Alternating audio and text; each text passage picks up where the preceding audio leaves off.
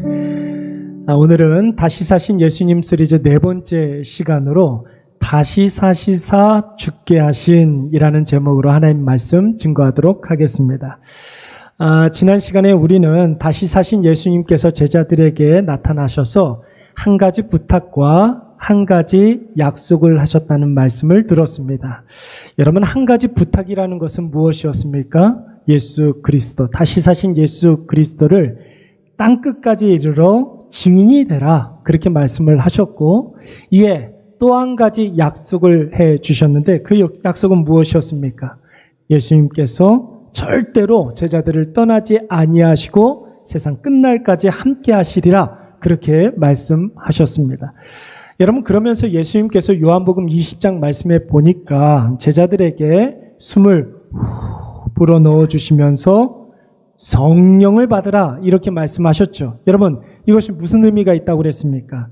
죄로 말미암아 하나님의 생기를 잃어버린 모든 죄인들에게 예수님께서 다시 한번 예수님의 호흡을 불어 넣어 주시면서 이제는 육신의 호흡으로 살지 말고 무엇으로 살아야 되겠습니까? 예수 그리스도의 호흡으로 살라고 말씀을 하신 거예요. 여러분, 저와 여러분들이 다 그리스도인이라면 육체의 호흡으로 살아가는 자들이 아니라 예수 그리스도의 호흡으로 살아가는 주님의 자녀들이 되시기를 간절히 바랍니다. 예수 그리스도의 호흡으로 살아간다는 말이 무슨 뜻이에요? 하나님의 말씀으로 살아간다는 것이겠죠.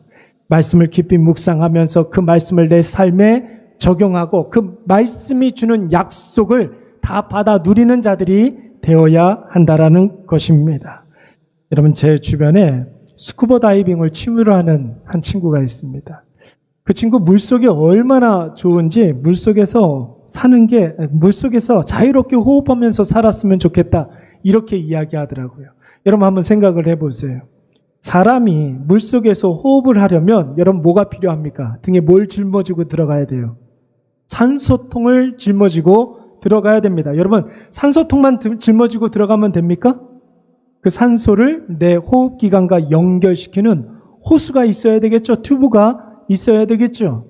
여러분, 마찬가지예요. 여러분, 그리스도인들이 죄 많은 이 세상에 살아간다라는 것은 아감이 없는 인간이 물속에서 사는 거하고 똑같은 거예요. 살 수가 없어요, 여러분. 그렇다면 여러분, 우리가 다 예수 그리스도로 말미암아 구원을 받은 하나님의 자녀들인데 이 세상에 살기 위해서는 뭐가 있어야 됩니까? 산소통을 짊어지고 살아야 되는 거예요. 말씀에 산소통을 짊어지고 살아야 한다라는 것이죠. 여러분, 말씀만 있으면 되겠습니까? 성경책만 있으면 됩니까? 말씀과 내 영혼을 이어주는 호수도 튜브도 있어야 되겠죠. 그래서 끊임없이 여러분, 우리가 말씀을 읽고 그 말씀을 묵상하고 실천하는 일들이 있어야 한다라는 것입니다. 저와 여러분은 예수의 호흡으로 살아가시는 생명으로서의 그리스도인, 성령 충만한 그리스도인이 되시기를 간절히 축원합니다. 항상 우리 몸에 뭐가 있어야 됩니까? 말씀의 산소 탱크가 있어야 하는 거예요. 하나님의 그 말씀을 산소로 끊임없이 마시며 살아가는 일들이 있어야 된다라는 것이죠. 그러면 죄 많은 이 세상에 살지만 이 세상에서 반드시 우리가 죄로부터 자유를 누리며 살아가게 될 줄로 믿습니다. 새로운 존재가 되었잖아요. 이제는 우리가 그리스도인 하나님의 자녀로 살아가지 않습니까? 그렇다면 여러분, 새로운 방식이 있어야 된다는 것이죠. 말씀으로 살아야 한다는 거예요. 여러분, 오늘 본문의 말씀을 보시면은 예수로 말미암아 새로운 존재가 되어서 새로운 방식으로 살았던 두 사람이 등장하고 있습니다. 여러분, 그 사람들이 누굴까요? 바로 마리아와 요셉, 요셉과 마리아였습니다. 예수 그리스도께서 이 세상에 최초로 임하신 사람들이 누구예요? 요셉과 마리아 아니겠습니까? 예수 그리스도가 그들의 인생 가운데 임했을 때 그들에게 가장 먼저 어떤 일들이 일어나는지 우리가 오늘 살펴보려고 하는 거예요. 여러분, 요셉과 마리아가 살던 곳은 원래 어디였습니까? 오늘 26절 말씀해 보니까 갈릴리 지방의 나사렛이라는 한 작은 마을에 살고 있었습니다. 여러분, 먼저 갈릴리, 갈릴리는 어떤 곳입니까? 유대 북부 지방을 갈릴리라고 이야기했습니다. 여러분, 그 이유가 뭐냐면 그곳에 엄청나게 큰 호수가 하나 있었는데 그 호수의 이름이 갈릴리였거든요. 이 호수가 굉장히 유명한 호수였기 때문에 그 지방을 다 갈릴리라고 이야기했던 것입니다. 여러분, 호수가 얼마나 컸는지 그때 당시에 사람들은 호수가 아니라 바다라고 이야기했습니다. 어떤 성도가 물었습니다. 목사님, 왜 갈릴리를 어느 때는 호수라고 그러고 어느 때는 바다라고 이야기합니까? 그 호수가 너무나 커서 사람들이 생각할 때 바다라고 생각했기 때문에 갈릴리 바다라고도 이야기하는 거예요. 여러분, 이 호수가 얼마나 컸는지 북쪽과 남쪽의 길이가 무려 30km 정도나 되었습니다. 구례동에서 30km 정도면 어디까지일까요? 제가 재봤어요. 구글에서. 거리를 재봤더니 한 30km 정도 되는 곳이 광화문까지더라고요. 구례동에서 광화문까지. 그 정도 크기라는 거예요. 동과 서의 길이가 13km 정도 됩니다. 여기에서 13km 정도 되면은 김연아까지. 김연아가 어디예요? 김포 현대 아울렛까지가 13km 정도 되는 것 같아요. 여러분, 그러니까 얼마나 이 크기의 호수가 크기가 컸겠습니까? 그러니까 여러분, 이 갈릴리 인근에 사는 거의 모든 사람들이 뭐 해 먹고 살았을까요? 갈릴리 호수에서 고기 잡아 먹고 사는 사람들이 대부분이었어요. 배움이나 학력 같은 것과는 전혀 상관이 없는 사람들이었습니다. 고기 잡는 법만 배우면 평생을 살 수 있는 사람들이었습니다. 부의 축적. 여러분, 고기 잡아 먹고 사는 사람들이 돈을 많이 벌어야겠다 이런 생각 별로 안 했었다는 거예요. 고기 잡아서 평생을 먹고 사는 사람들이 내가 출세해야겠다 이렇게 생각하는 사람들도 별로 없었습니다. 그래서 여러분, 성경에서는 이 갈릴리를 뭐라고 이야기를 했느냐면 이방의 갈릴리다 이렇게 이야기했어요. 원래는 갈릴리가 이방 지역이 아닌데 이방 지역에 있는 사람들과 같은 사람들 이렇게 이야기했단 말이에요. 얼마나 낙후되고 얼마나 못 살면 이방의 갈릴리 이렇게 이야기했겠습니까? 스불론과 납달리 지역이 바로 이 갈릴리 지방이었거든요. 흑암의 갈릴리다 이렇게 이야기할 정도였어요. 그늘 가운데 앉은 사람들이다. 갈릴리아에서는 여러분 요한복음 말씀해 보니까 갈릴리에서는 선한 것이 날 수가 없다 이렇게 이야기했습니다. 그런데 여러분, 오늘 요셉과 마리아는 그 갈릴리 지방에서도 어디에 살고 있었다고 그랬습니까?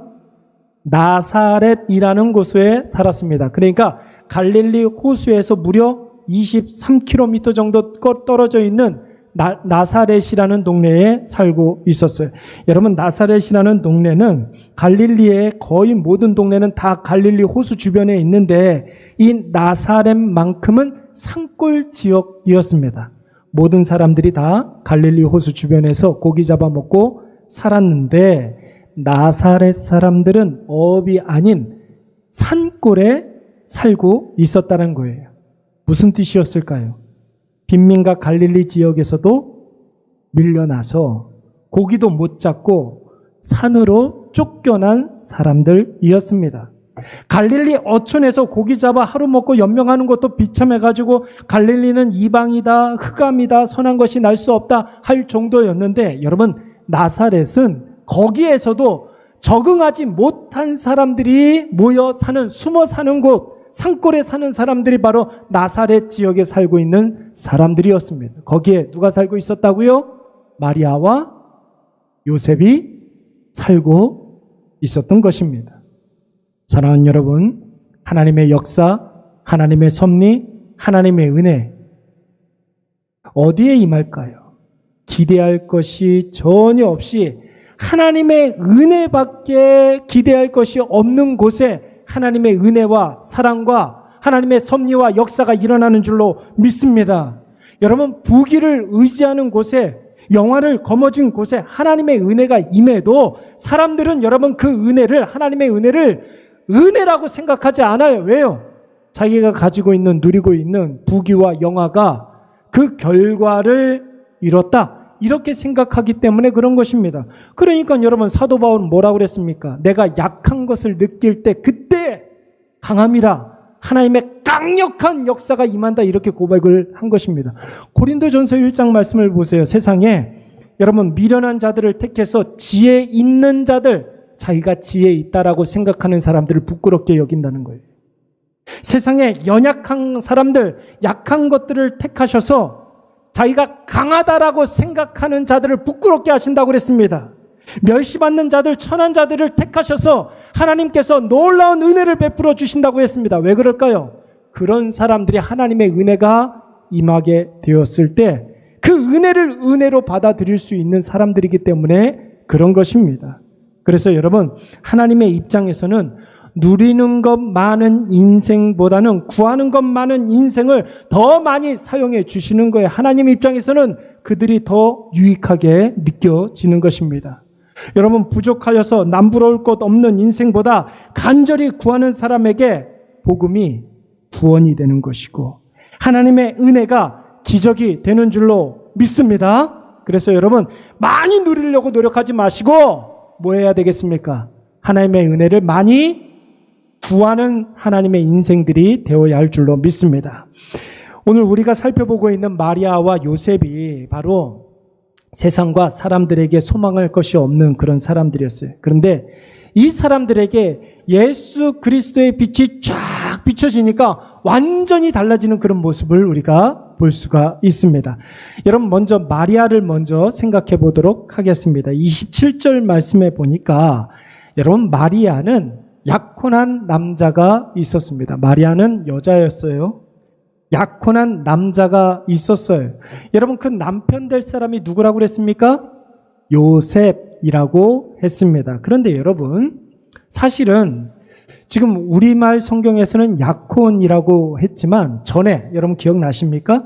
약혼이라는 말을 쓰지 않고 전에 성경에서는 정혼이라는 말을 썼어요. 약혼이나 정혼이나 정혼이나 약혼이나 그게 그거지 이렇게 생각하시는 분들이 있을 터인데 유대의 결혼 문화에서는 약혼과 정혼이 완전히 달라요. 우리나라에서는 약혼을 하면은 법적으로 부부가 되는 게 아니잖아요. 그래서 약혼한 상태에서 파혼하는 사람들도 있어요. 그런데 여러분, 유대 사회의 결혼 문화에 있어서는 정혼은 완전히 법적으로 부부가 되었다라는 것을 선포하는 거예요. 그런데 한 가지 다른 것은 무엇이냐면 1년 동안 만날 수가 없어요. 결혼시켜놓고 신랑과 신부를 만나지 못하게 합니다.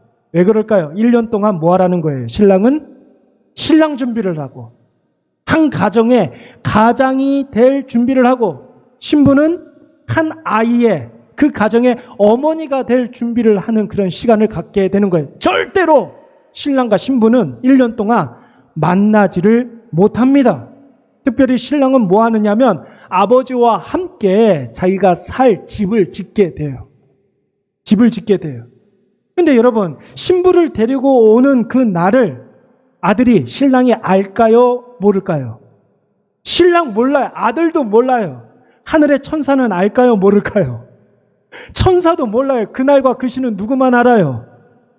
결혼잔치가 열리는 그날은 누구만 알아요? 아버지만 아는 거예요. 집을 짓다가 아들한테 아들아 이제는 됐다. 너의 신부를 데리고 와라. 그러면 신랑이 신부를 데리러 가는 거예요. 그래서 여러분, 하늘의 천국잔치가 열리는 그날을 하늘의 천사도 모르고 아들도 모르고 오직 누구만 안다고 그랬습니까? 아버지만 안다고 그러는 거예요. 이게 바로 유대식의 결혼 문화예요. 얼마나 중요한 문화인지 모릅니다. 그런데 그런 마리아에게 오늘 천사가 임하여서 뭐라고 그랬습니까? 31절 말씀에 보시면 뭐라고 그랬어요? 보라!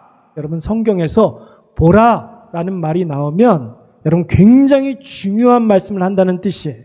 그러니까 여러분 정신을 바짝 차리고 이 보라라는 말이 나오면은 그 말씀을 봐야 됩니다. 뭐라고 그랬습니까? 네가 마리아가 잉태하여 아들을 낳을 것이다. 이렇게 이야기했단 말이에요. 여러분, 만약에 마리아가 그간에 요셉과 왕래가 잦았고 데이트도 자주 하고 그러면 내가 요셉의 아이를 임신했구나 이렇게 생각하면 될 텐데 여러분, 이 말을 들은 마리아가 천사에게 뭐라고 이야기했습니까? 34절 말씀해 보니까 나는 남자를 만난 적도 없고 남자의 그림자조차도 본 적이 없는데 어떻게 나에게 이런 일들이 일어날 수 있습니까? 반문을 했단 말이에요. 더욱이 여러분, 유대 사회에서 정혼한 여인이 임신부터 했다면 그것은 여러분 신명기 22장의 유대식 율법에 순결법이라는 게 있거든요. 순결법. 정혼한 여인이 남편하고는 상관없는 임신을 하게 되었다. 그러면 신명기 22장에 나오는 순결법에 의해서 한 사람이 그의 아버지가 이만한 돌을 하나 이렇게 갖고 가가지고 딸의 뒤통수를 이렇게 잡고 그와 동시에 동네에 있는 모든 사람들이 자기가 생각할 때 가장 크다고 생각하는 돌멩이를 가지고 던지는 거예요. 죽을 때까지 던지는 거예요. 돌에 맞아 죽는 거예요. 이게 바로 돌에 맞아 죽이는 사용법이에요. 그와 가장 관련이 있는 사람이 먼저 큰 돌로 정신을 잃게 해서 죽을 때까지 돌을 때리는 거예요. 여러분 바로 이 신명기 22장에 나오는 순결법을 어겼을 때 이렇게 사용 방법으로 죽이게 됩니다. 근데 여러분 천사가 뭐라고 그랬습니까? 35절 말씀에 세 가지를 이야기하는데 우리 다 같이 한번 읽어보도록 하겠습니다. 35절 시작. 천사가 대답하여 이르되 성령이 내게 임하시고 지극히 높으신 이의 능력이 너를 덮으시리니 이러므로 나실이 거룩한 이는 하나님의 아들이라 일컬어지리라. 아멘. 여러분 세 가지를 찾으셨습니까? 천사가 마리아에게 세 가지를 이야기했어요. 첫 번째는 무엇이냐면 네 뱃속에 있는 복중에 임신한 아이는 하나님의 아들이라는 거예요. 두 번째는 이 모든 일들이 자연 임신이 아니라 네가 뭘 어떻게 해서 그렇게 된 것이 아니라 누가 했다고요? 성령이 하신 일이라는 거예요. 그러니까 너는 걱정하지 않아도 된다라는 것이죠. 왜요? 주의 지극히 큰 능력이 너를 어떻게 하겠다는 겁니까? 덮으시리니, 너를 보호하리니, 너를 지켜주리니, 너와 함께 하리니, 너의 인간적인 모든 것들을 다 덮어주리니, 너 걱정하지 말라는 소리예요. 사랑하는 여러분 한번 생각을 해보십시오. 오늘 나에게 받아들이기 힘든 그런 상황들이 있을 수 있죠? 그렇죠? 우리가 살다 보면 내 생명을 걸어야 하는 그런 어쩔 수 없는 그런 상황, 그런 인생길을 걸어야 하는 그런 상황을 만날 때가 있습니다. 그때 여러분 하나님께서 우리에게 강력하게 이 세 가지를 이야기했다고 한번 생각을 해보십시오. 다 하나님의 뜻이 있다. 하나님의 뜻이다. 이렇게 된 것은 성령께서 이 문제를 해결해 주실 것이다. 그러니까 너는 염려하지 말아라. 걱정하지 말아라. 주님의 지극히 큰 능력이 너를 덮어 주실 것이다. 말씀하신다면 여러분 그 길을 우리가 반드시 이겨낼 줄로 믿습니다. 오늘 마리아의 선택, 마리아의 결정을 한번 보세요. 38절 말씀에 뭐라고 그랬습니까? 마리아가 이르되 주의 여종이오니, 다 같이 시작. 말씀대로 내게 이루어지이다. 말씀대로 내게 이루어지이다. 나는 이제 육체의 호흡으로 살아가는 존재가 아니라 예수의 호흡으로 살아가는 존재이오니 주님의 말씀대로 내 삶에 이루어질 줄로 믿습니다. 이런 뜻이에요. 말씀이 나를 통해서 이루어지기를 원합니다. 말씀대로 내가 순종하겠나이다. 말씀대로 내가 걱정하지 않겠습니다.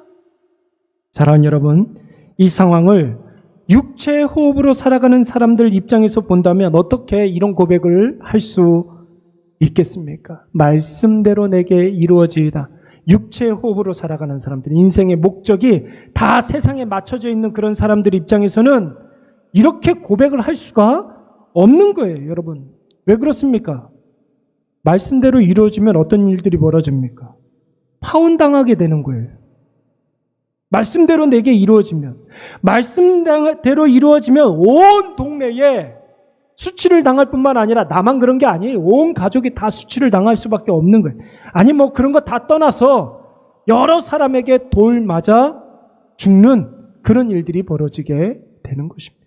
말씀이 내게 이루어지게 되면 육신의 호흡으로 살아가는 사람들 입장에서는 그렇다는 거예요. 그런데 여러분 마리아는 어땠습니까? 존재 자체가 육체의 호흡으로 살아가는 존재가 아니잖아요. 천사가 임하여서 하나님의 뜻을 말씀하셨을 때 뭐라고 그랬냐면, 여러분 28절 말씀에 보면 뭐라고 그랬냐면, 너에게 평안이 있을지어다. 은혜를 입은 자요. 보세요, 여러분. 은혜가 임하게 되면 우리 마음속에 평안이 임하게 되는 줄로 믿습니다. 마음속에 모든 불안은 떠나가게 되는 거예요. 은혜를 입으면. 왜요? 그 은혜는 하나님이 함께 하시기 때문에 그러는 것입니다. 은혜, 하나님 함께 하심. 그러면 마음속에 평안. 그러니까 여러분, 우리의 기도가 아주 구체적이어야 되겠죠.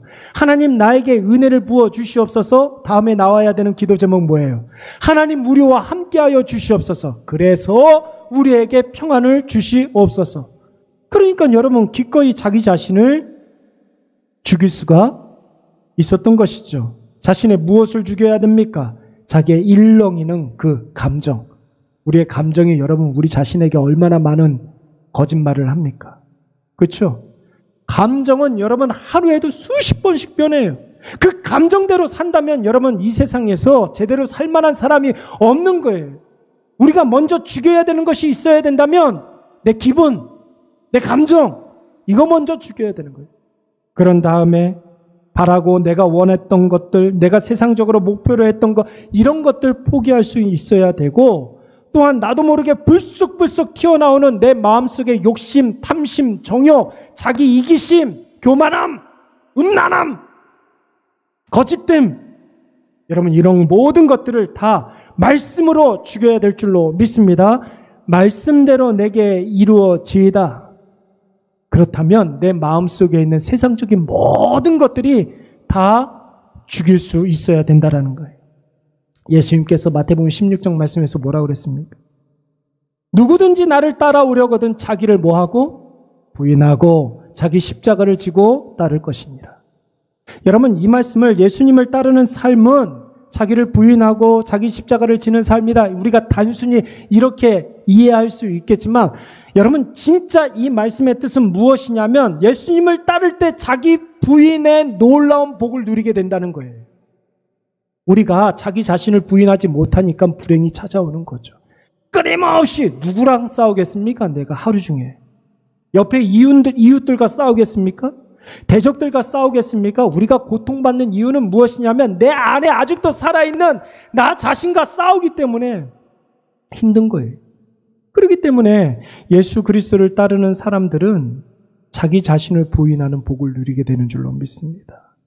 자기 십자가를 지고 예수 그리스도를 따라가는 영광을 누리게 되는 줄로 믿습니다. 말씀대로 내게 이루어지이다. 어떤 말씀입니까? 그 말씀으로 내가 은혜를 받았다는 거예요.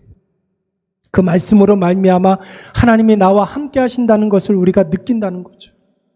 그 말씀으로 말미암아 내 안에 평안이 가득하다는 것을 뜻하는 말이에요.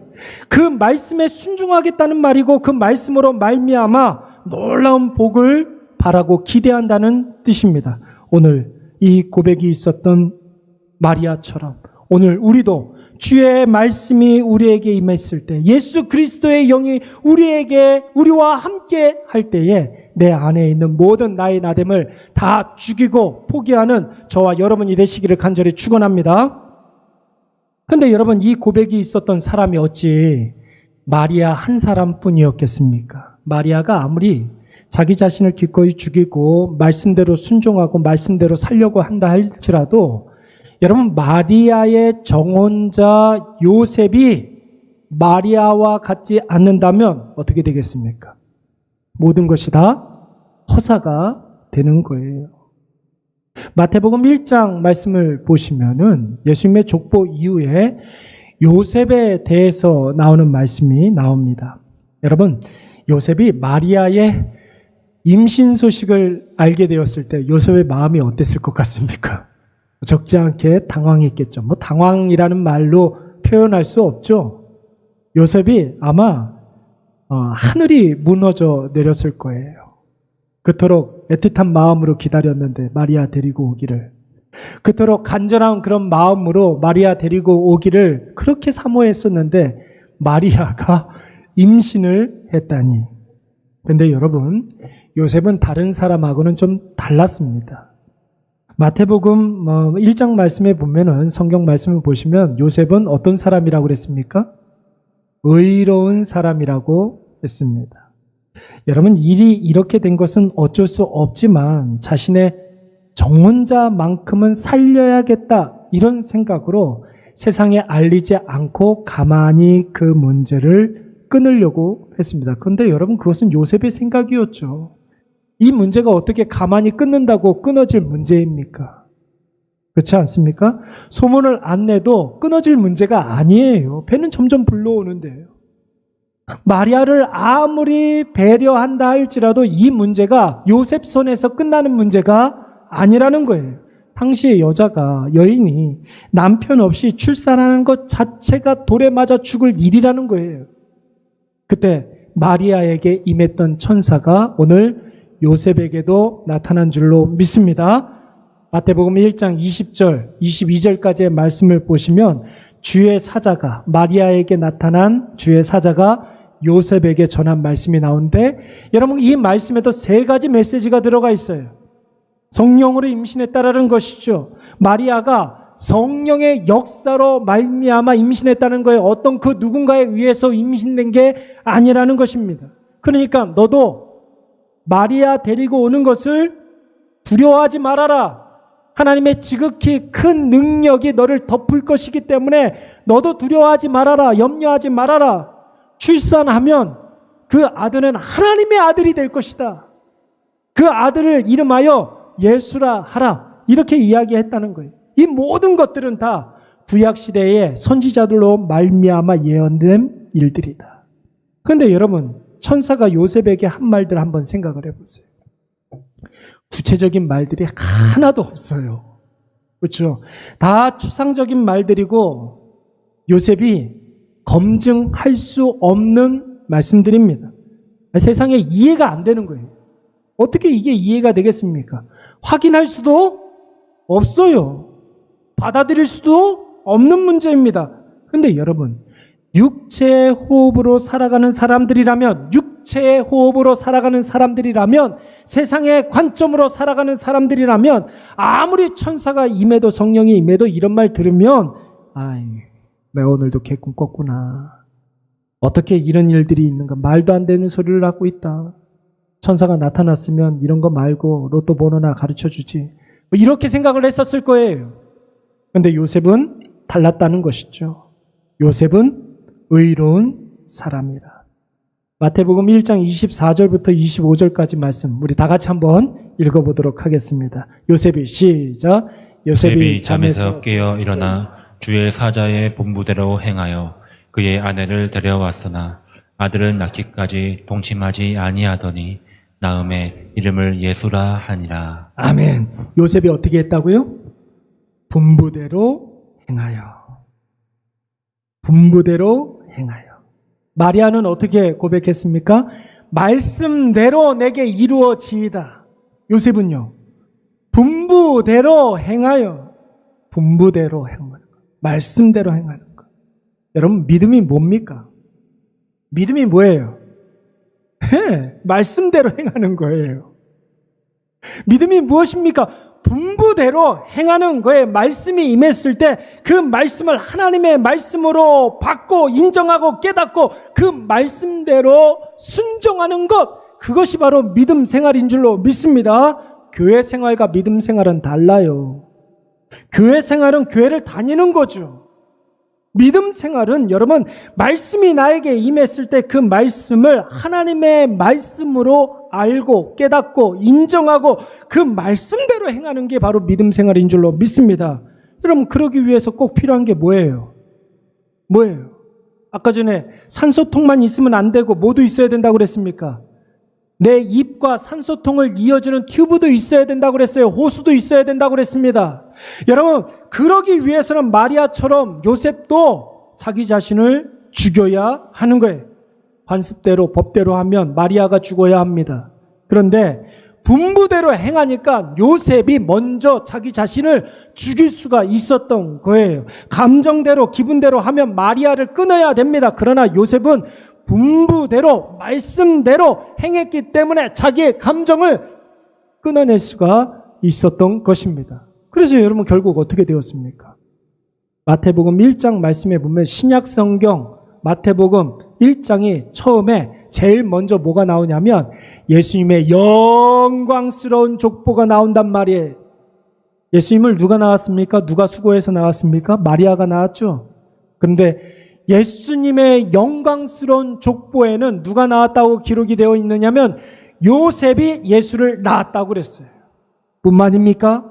여인으로서 예수님의 족보에 마리아의 이름이 올라간 줄로 믿습니다. 그리고 수천 년 동안 이어왔던 구약 성경에서 선지자를 통해서 예언했던 하나님의 말씀이 다 누구를 통해서? 요셉을 통해서 성취된 줄로 믿습니다. 여러분, 마리아 한 사람의 순종이 요셉의 순종으로 이어지지 않았습니까? 마리아와 요셉의 그 순종으로 말미암아 동서고금에 오고 오는 수많은 사람들이 예수 그리스도로 말미암아 순종하는 일들이 일어나게 된 줄로 믿습니다. 여러분, 그 말씀이 로마서 5장 19절 말씀 아닙니까? 뭐라고 그랬어요? 한 사람이 순종하지 아니함으로 하와를 말하는 거예요. 한 사람이 순종하지 아니함으로 많은 사람이 죄인이 된 것 같이 한 사람이 순종하심으로 많은 사람이 의인이 되었다. 물론 이 말씀에서는 예수 그리스도를 이야기하는 거지만 여러분, 우리 한 사람 한 사람의 순종이, 나의 순종이 옆에 있는 사람이 순종이 될 줄로 믿습니다. 보세요, 여러분. 남편이 순종하면 아내가 순종하게 됩니다. 아내와 남편이 순종하면 사랑하는 자녀들이 순종하게 되고 그 가정을 통해서 여러 사람들이 순종하게 되는 거예요. 여러분, 이것이 바로 신약 성경의 요약이에요. 한 사람이 순종함으로 말미암아 그 순종이 다른 사람의 순종으로 이어지게 되고 온 인류가 구원을 받고 생명을 얻었습니다. 그러면 여러분, 구약 성경을 요약하면 어떻게 요약할 수 있을까요? 하와 한 사람이 불순종함으로 말미암아 아담이 불순종하게 되었고 온 세상에 죄와 사망이 가득하게 되었습니다. 이게 바로 구약 성경의 요약이에요. 사랑하는 여러분, 말씀을 맺도록 하겠습니다. 말씀이 임했을 때 육신의 호흡이 아닌 예수의 호흡으로 자기 자신을 죽이시기 바랍니다. 나를 죽이라는 말은 무슨 뜻이냐면 먼저 첫 번째는 오늘 나는 내 감정 먼저 죽여야 돼. 기분 먼저 죽여야 돼. 기분 때문에 여러분 어처구니 없는 일들이 많이 일어나지 않습니까? 감정이 중요한 이 시대에 먼저 감정을 죽이시기 바랍니다. 여러분, 젊은이들에게 또 어떤 뭐가 있습니까? 인생에 여러 가지 목표들이 있어요. 그것이 여러분 말씀과 상관없는 것이라면, 그것이 예수와 상관없는 것이라고 한다면 그 목표도 그 바램도 그 소망도 죽이시기 바랍니다. 수시로 내 마음속에 일렁이는 불쑥불쑥 뛰어나와서 나를 넘어뜨리고 도망가는 욕심, 죄악, 탐심, 이기심, 자기집착, 우상숭배, 교만함, 음란함, 거짓됨 다 죽이시기 바랍니다. 무엇으로? 하나님의 말씀으로. 그 말씀에 순종함으로.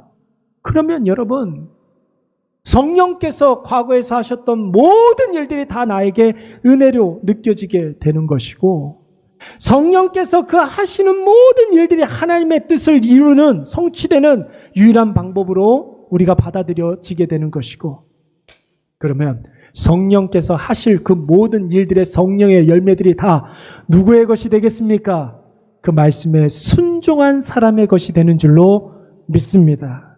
여러분, 부디 마리아처럼 말씀이 말씀대로 내게 이루어지이다 고백하시는 저와 여러분이 되시길 바랍니다. 요셉처럼 분부대로 행하시는 저와 여러분이 되시기 바랍니다. 말씀으로 내 생각을 죽이시고, 내 판단을 죽이시고, 내 의지를 죽이시고, 내 기분을 죽이시기 바랍니다.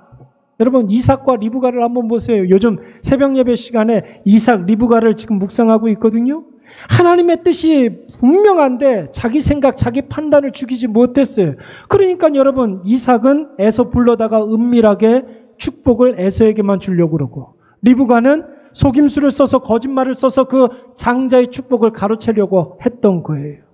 말씀이 임하시면 우리의 모든 것들을 죽이게 되는 것입니다. 다시 사신 예수 그리스도로 말미암아 나 자신을 죽이시고 성령의 놀라운 역사를 체험하시는 저와 여러분이 되시기를 간절히 축원합니다. 우리 다 자리에